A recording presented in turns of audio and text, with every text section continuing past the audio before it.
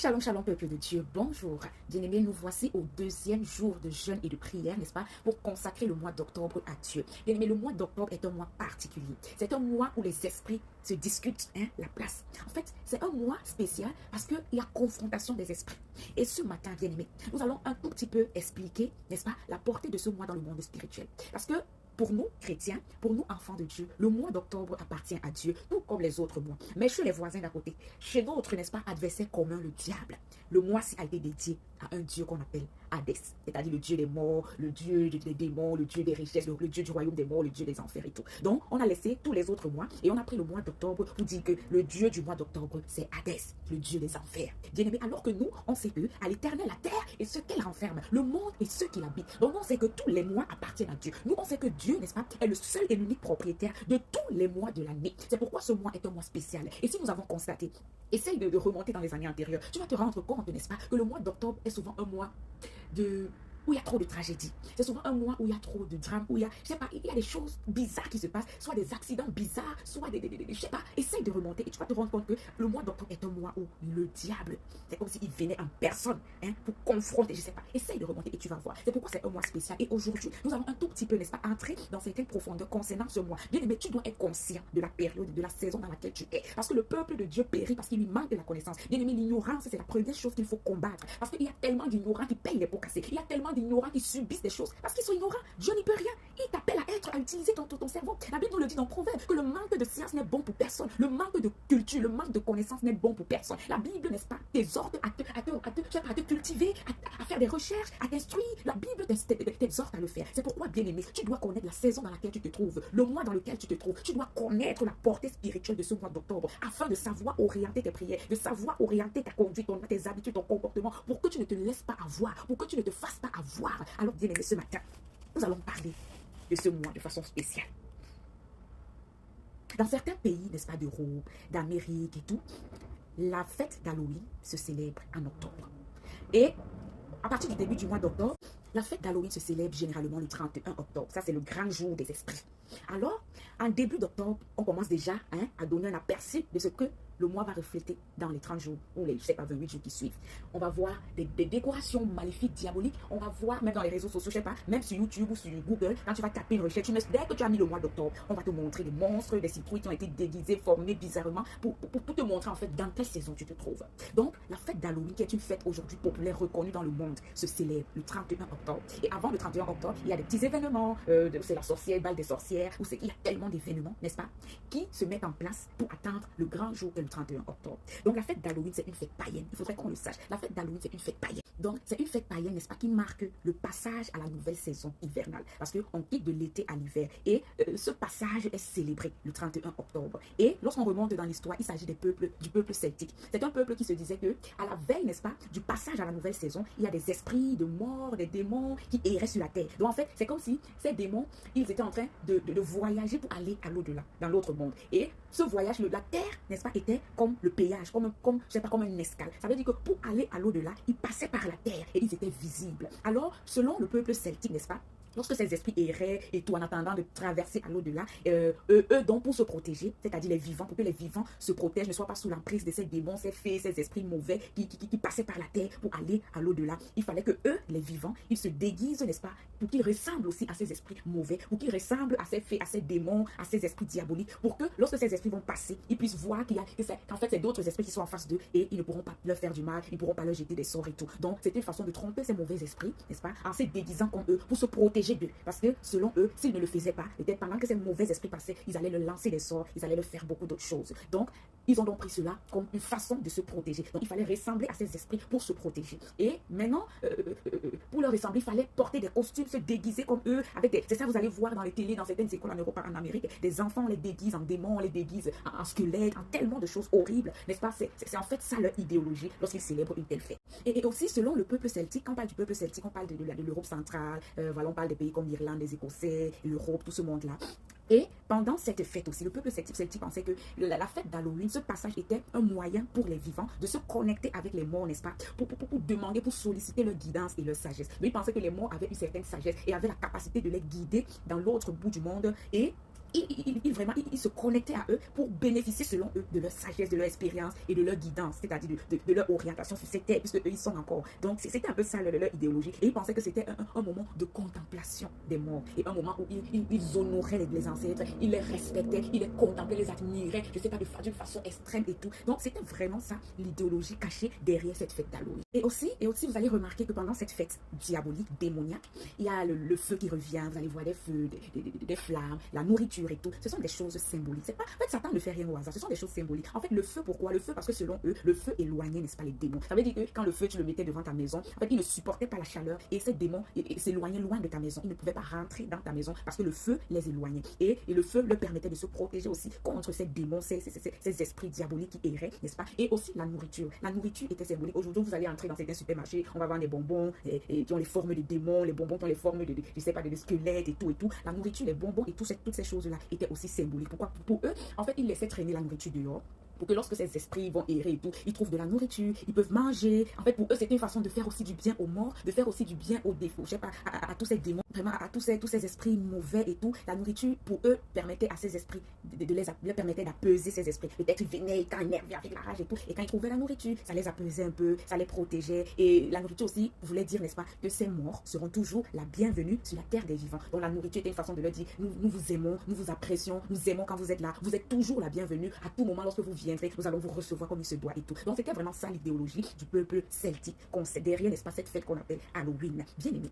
Le diable, n'est-ce pas, étant rusé, le diable de façon subtile a commencé, n'est-ce pas, à faire rentrer cette fête païenne dans le christianisme. Nous allons voir, n'est-ce pas, au 8e siècle avec le pape Grégoire III, nous allons nous rendre compte que le catholicisme fêtait la fête qu'on appelle la Toussaint. La Toussaint, c'était une fête pour honorer tous les saints, connus ou inconnus. C'était une fête où on se rappelait de tous les saints dans la foi et on les honorait. Alors, la Toussaint signifie en anglais All Hallows Eve. Et All Hallows Eve a été donc changé à Halloween. Parce que All Hallows Eve, ils ont donc essayé de faire un diminutif pour que ça donne Halloween. D'où, dans le christianisme, on a aussi commencé à célébrer cette fête. Donc, il y a eu une fusion entre ces deux traditions, l'une païenne, l'une chrétienne. Et le christianisme a commencé, n'est-ce pas, à adopter cette même idéologie. Mais pour les chrétiens, pour eux, c'est une fête en l'honneur de tous les saints. Et pour les païens, c'est une fête en l'honneur de tous les morts, saints ou impurs, eux tous mélangés. Donc, vous voyez un tout petit peu ce lien qu'il y a eu, parce que tous célèbrent, tous fêtent les morts. Mais la seule différence qu'il y a, c'est que les chrétiens, pour eux, c'est les morts saints. Et les païens, c'est les morts, enfin tous les morts en général. Et vous voyez que progressivement, subtilement, de façon rusée, Satan est en train de faire rentrer cette pratique, même dans le monde des chrétiens.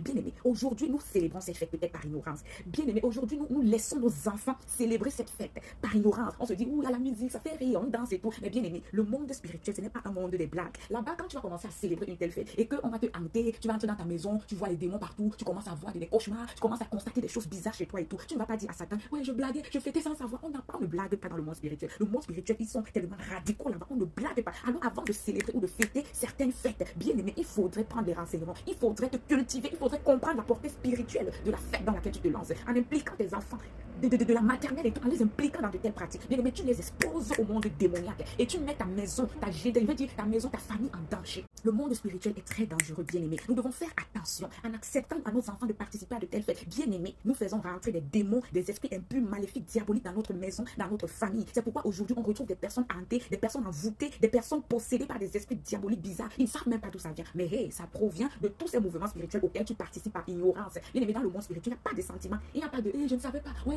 je n'avais pas su, je blaguais. Il n'y a pas d'état d'âme dans le monde spirituel. Nous devons faire très attention lorsque nous acceptons participer à certains mouvements spirituels.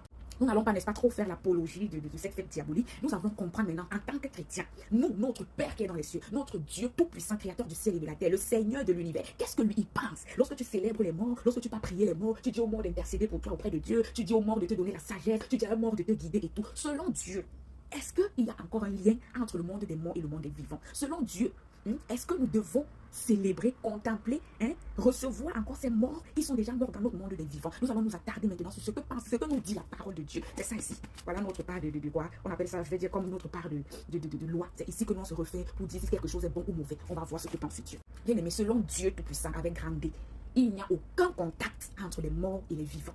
Ouvrons Luc chapitre 16, verset 26. Tu pourras lire à partir du verset 19. Il s'agit, n'est-ce pas, de l'histoire du riche et du pauvre Lazare. Bien-aimé, dans Luc 16, verset 26, Abraham dit quoi au riche? Il dit, il y a entre nous et vous un grand abîme, afin que ceux qui voudraient passer d'ici vers vous, de là vers nous, ne puissent le faire. C'est Abraham qui avait répondu comme ça à l'homme riche, qui demandait à Abraham d'envoyer, n'est-ce pas, les morts chez les vivants, pour prévenir aux vivants de respecter les lois de Dieu, de marcher comme Dieu veut, pour ne pas venir subir ce que lui, le riche, il subissait après la mort. Et Abraham lui dit, c'est pas possible. Là-bas chez les vivants, il y a Moïse. Là-bas chez les vivants, il y a les pasteurs, il y a les prophètes, il y a les évangélistes. Il y a tout ce monde-là qui vit encore avec eux, qui les écoute. Mais dit qu'un mort va quitter d'ici pour aller leur dire là-bas, c'est pas possible. Il y a un grand fossé qui nous sépare. Voici dans ce que la parole de Dieu dit. Il n'y a pas de contact entre les morts et les vivants. Point. Et pour ceux qui tentent, n'est-ce pas, de créer ce contact par tous les moyens, bien aimés, vous faites mal et vous êtes en abomination aux yeux de Dieu. La Bible nous dit quoi dans Deutéronome chapitre 18, versets 10 à 12? Qu'on ne trouve chez toi personne qui fasse passer son fils ou sa fille par le feu. Personne qui exerce le métier de devin, d'astrologue, d'auguure, de magicien, d'enchanteur. Personne qui consulte ceux qui évoquent les esprits ou disent la bonne aventure, personne qui interroge les morts, c'est-à-dire qui demande, réclame ou on recourt aux morts. Quiconque fait ces choses est en abomination à l'Éternel. C'est pourquoi prier les saints est une abomination. Allez voir un saint, priez les saints, et de la foi, un saint, prie pour moi auprès de Dieu, saint, fais comme ça pour moi, saint. Bien aimé, c'est une abomination. Interroger un mort, c'est une abomination parce qu'il existe un abîme entre les morts et les vivants. Bien aimé, tu ne dois pas interroger les morts. Tu ne dois pas, n'est-ce pas, dire à un saint d'aller prier pour toi auprès de Dieu. C'est une abomination. Et ceux qui pensent, n'est-ce pas, avoir un contact avec les morts ou qui pensent communiquer dans leur tête avec les morts, bien aimé, je veux te dire ce matin que tu es en train, n'est-ce pas, d'entrer en contact avec un esprit diabolique, démoniaque. Toi qui penses entrer en communication avec un défunt, tu es en train d'établir un contact avec une entité démoniaque. Et cette entité démoniaque va te donner les informations sur ton défunt ou va se faire passer pour ce défunt. Mais ça sera une entité démoniaque. La Bible nous dit dans Lévitique chapitre 20, verset 27, si un homme ou une femme ont en eux l'esprit d'un mort ou un esprit de divination, ils seront punis de mort. On les lapidera, leur sang retombera sur eux. Bien aimé, tout fantôme ou tout défunt, n'est-ce pas, soi-disant présent sur la terre, n'est rien d'autre qu'une entité maléfique, une entité démoniaque. Et si tu es en contact avec de telles entités, bien aimé, c'est le moment de couper les ponts, de couper tout contact avec ce type d'entité au nom de Jésus-Christ. Sinon, la malédiction que tu es en train d'attirer dans ta vie, pour te détacher de cette malédiction, ça sera tout un combat spirituel.